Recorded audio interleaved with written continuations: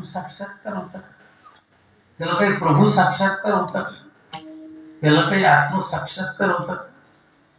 मला सांगतो, ज्याला साक्षात्कार असतो ती माणसं चुकीचं पाऊल टाकत नाही, आणि ज्यांना साक्षात्कार नसतो त्यांचा पाऊल कुठं पडेल याचा पत्ता लागत नाही. म्हणून हे प्रभू प्राप्तीसाठी निघालेली माणसं, हे फक्त लोकांनी आम्हाला मानलं पाहिजे. याच्याकरता ज्या ज्या गोष्टी लोकांना आवडतात त्या त्या गोष्टी ते मिळवतात. कीर्तनकार लोकांना ज्या गोष्टी आवडतात त्याच गोष्टी सांगतात.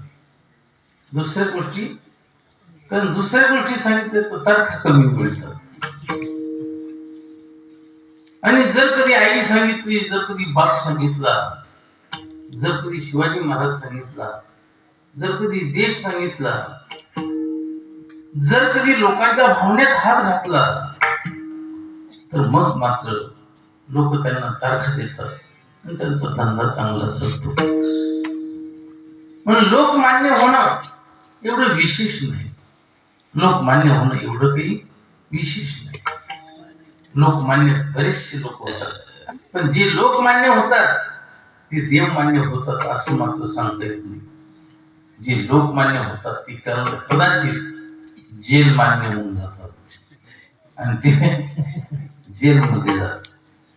आणि नंतर लोक त्यांचे फोटो खिशाला लावलेले ते काढून टाकतात आणि त्याची होळी करतात. काही लोकांनी तर काही संतांचे रस्त्यावर लावलेली बोर्डही काढून टाकले, ते राजकारणात पडले म्हणून.